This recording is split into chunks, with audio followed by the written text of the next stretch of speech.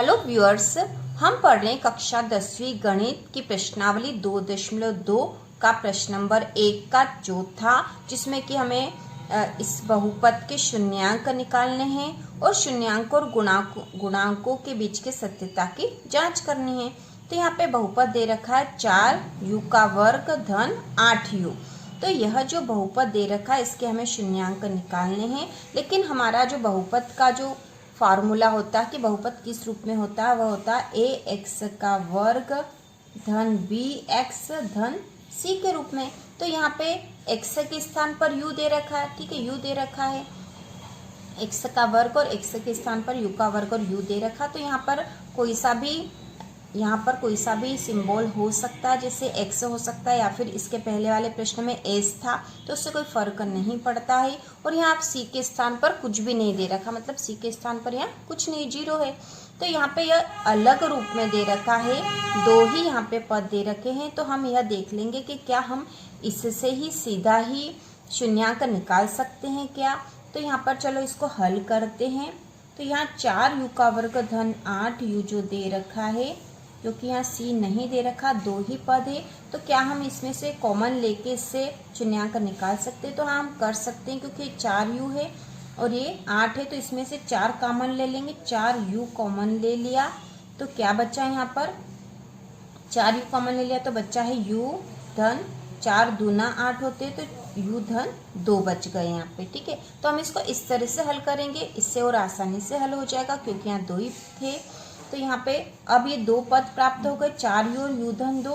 तो हम इससे शून्यांक निकाल लेंगे। तो शून्यांक निकालने पर तो 4u है, तो 4u बराबर 0 कर दिया हमने, और u धन 2 बराबर भी 0 हो गया, ठीक है। 4u बराबर 0, u धन 2 बराबर भी 0। तब 4u से हम 4u को हल करेंगे, तो 4u बराबर 0 है, तो u बराबर क्या हो जाएगा, 0/4। और किसी भी संख्या का जब 0 में भाग लगाते हैं तो 0 ही आता है। तो u बराबर हो गया 0, ठीक है। u बराबर एक शून्यांक हमारा कितना आ गया है, 0।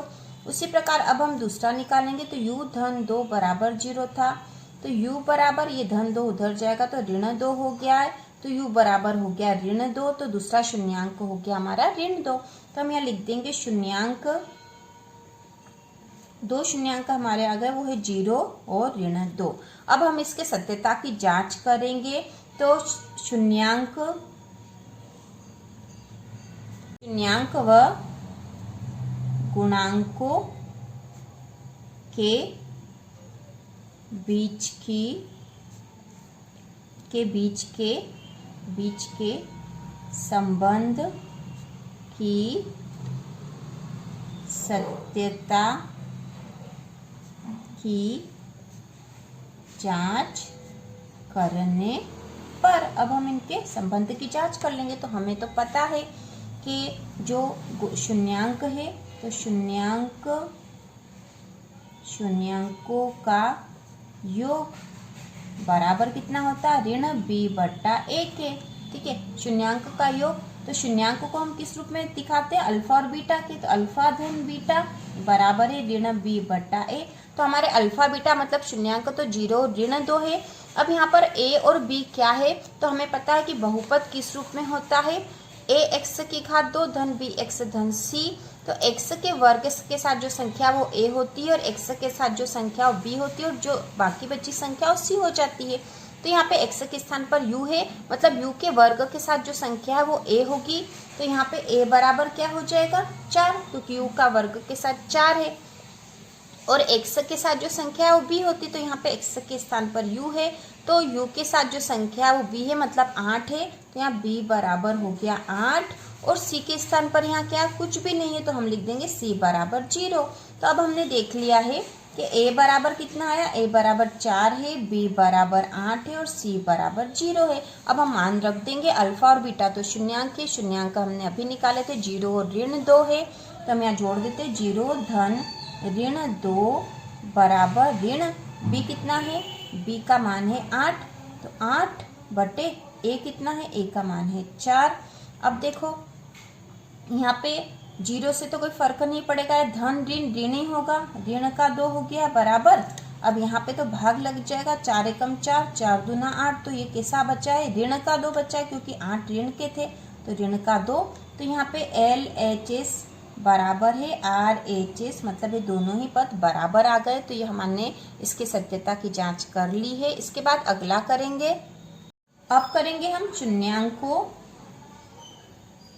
शून्यांकों का गुणा। तो शून्यांकों का गुणा का फार्मूला है C/A। ठीक है, तो शून्यांक को हम अल्फा और बीटा से दिखाते हैं, तो अल्फा गुणा बीटा बराबर C/A।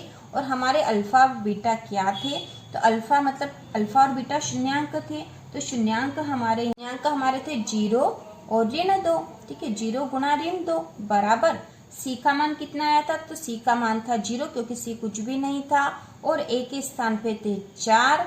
तो अब यहाँ देखो ऋण 2 का 0 में गुणा होगा, मतलब किसी भी संख्या का यदि 0 में गुणा होता तो 0 हो जाती, तो यहाँ 0 हो गया बराबर 0 में किसी भी संख्या का भाग लगाएंगे तो भी 0 हो जाएगा, तो ये दोनों भी बराबर हो गए हैं। मतलब LHS बराबर हो गया RHS के, मतलब दोनों ही साइडें बराबर हो गई।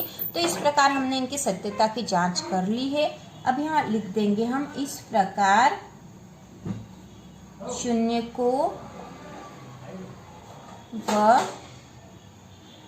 गुणांकों के बीच के संबंध की सत्यता की जांच की गई। ठीक है, इस प्रकार से पूरा हल हो गया और हर प्रश्न इसी विधि से हो रहा है। तो इसी प्रकार के और वीडियो देखने के लिए कक्षा 9वीं 10वीं की संपूर्ण तैयारी के लिए चैनल को सब्सक्राइब कीजिए।